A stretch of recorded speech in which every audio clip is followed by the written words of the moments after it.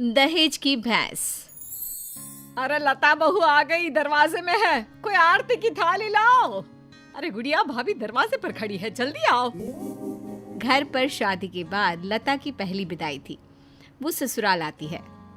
बहू की आरती करने के लिए इतनी एक्साइटेड हो रही है या फिर बहू के साथ आए सामान की है? सब जानते हैं। अरे लालची समझ रखा है क्या? अरे घर में अगर दो सामान आ भी जाता है तो तुम्हें क्यों खुजली हो रही है? अरे कहाँ हो सब, मेरी बहू आ गई। सास थाली लेकर दरवाजे पर जाती है, जहाँ सामने एक भैंस खड़ी होती है। माँ, भाभी तो है नहीं, भैंस है, बोलो तो कर दे आरती। भैंस? भैंस कहाँ से आ गई? तभी लता आ जाती है। वो क्या है ना, पापा ने कहा है कि जा रही हो तो भैंस भी ले जाओ, वहाँ ससुराल में लोगों को दूध दही का फायदा हो जाएगा ना। तो ले आए हम। अरे वाह, कहाँ तो बूंद बूंद दूध के लिए तरसते थे, अब तो नदियाँ बहेंगी नदियाँ। लेकिन ये भैंसिया खड़ी कहाँ होगी? रुको, तुम्हारे ससुर से पूछते हैं। सास अंदर बैठे ससुर को आवाज देती है। आज सुन रहे हो, बहू का ये सामान कहाँ रखना है और ये कहाँ रहेगी? ससुर जी से पता ही नहीं कि दरवाजे पर भैंस खड़ी है। अरे करना क्या है, वो ऊपर का कमरा ही तो बनवाया था ना, वहीं रहेगी और कहाँ जाएगी? हैं? ऊपर के कमरे में रखे? अरे लेकिन इतना ऊपर चढ़ेगी कैसे? अरे पैरों से, और क्या पंख उगाना है?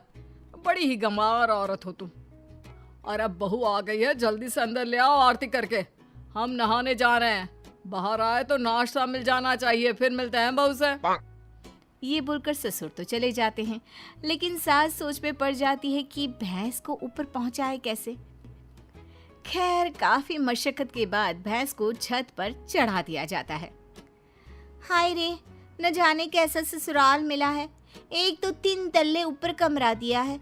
सोचा था कि खुली छत है, रोमांटिक माहौल बनेगा, लेकिन नहीं, यहाँ तो मेरी भैंस ही खड़ी कर दी।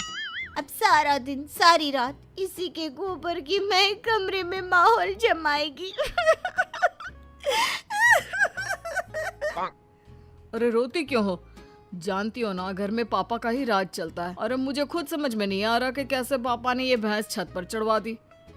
खैर चेंज कर लो, नीचे चलते हैं नाश्ता करने, हमें बहुत भूख लग रही है। सभी नीचे आते हैं नाश्ते के टेबल पर। और बताओ बहू, घर पर सब कैसे हैं? पिताजी को बोलते तो वो भी आ जाते, इसी बहाने मुलाकात हो जाती, और वो भी देख लेते कि कितनी शानदार व्यवस्था की है हम लोगों ने तुम्हारे रहने की। कमरा पसंद तो आया ना बेटा? हाँ पापा जी, बहुत। लेकिन वो भैंस। कौन सी भैंस बहू?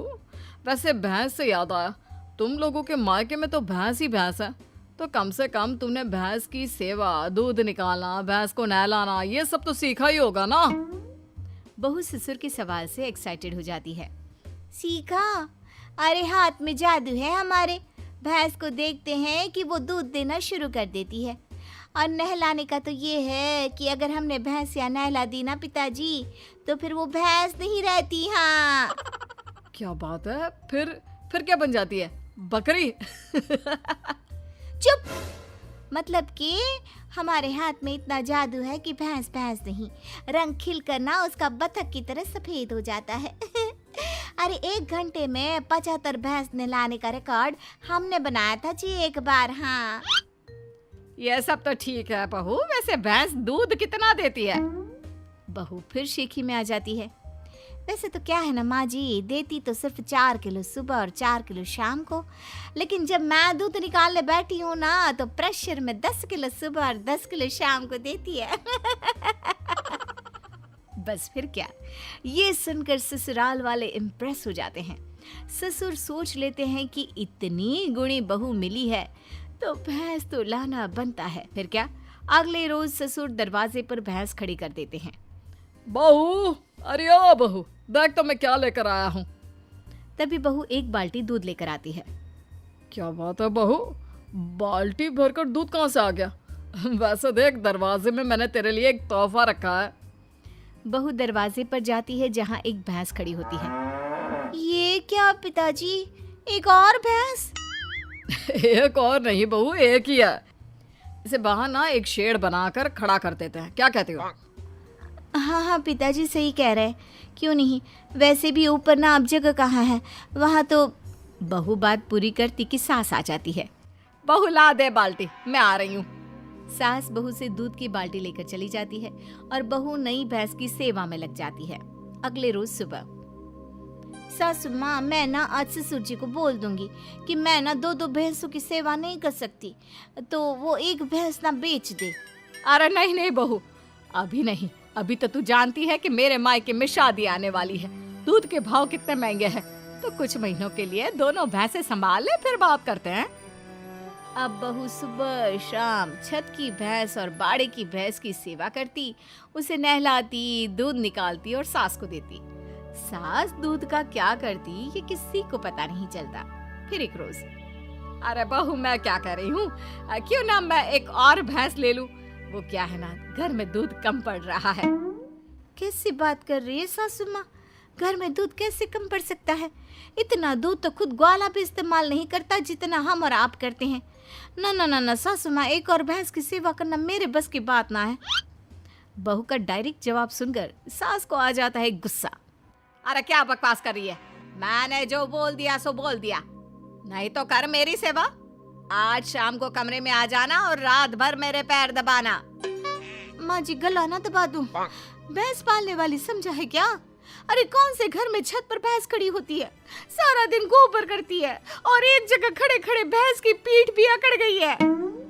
तभी बहू की बात ससुर के कान तक आती है। क्या छत पर भैंस? अरे कौन से बेवकूफों के घर में छत पर भैंस होती है बहू, क्या तुम भी? हम लोगों के घर पिताजी, आप ही ने तो खड़ी की है ना मेरे कमरे के बाहर भैंस। सारा दिन गोबर करती रहती है। मैं कभी छत की भैंस देखूं, कभी बाड़े की। हाँ? क्या? मैंने कब बोला? अरे जब बहू आई थी विदाई में भैंस लेकर, तब आप ही ने तो मुझसे कहा था ना। अरे गुड गोबर, मैंने बहू को ऊपर के कमरे में ले जाने को कहा था, भैंस को नहीं। हे भगवान, बड़ा पागल लोग हो। जल्दी उस बेचारे मवेशी को नीचे ले आओ। सास फिर बेटे के साथ मिलकर भैंस को नीचे ले आती है। मुझे पता होता कि छत पर भैंस है तो मैं ये दूसरी भैंस कभी ना लाता। पर माँ जी को तो पता था ना, उन्होंने आपको नहीं बताया। वो तो तीसरी भैंस भी लाने की बात कर रही है। अरे वो तो मैं दूध बेचने का बिजनेस करने की सोच रही थी, इसलिए। सासू माँ प्लीज ऐसा कुछ भी ना सोचा करे। भगवान।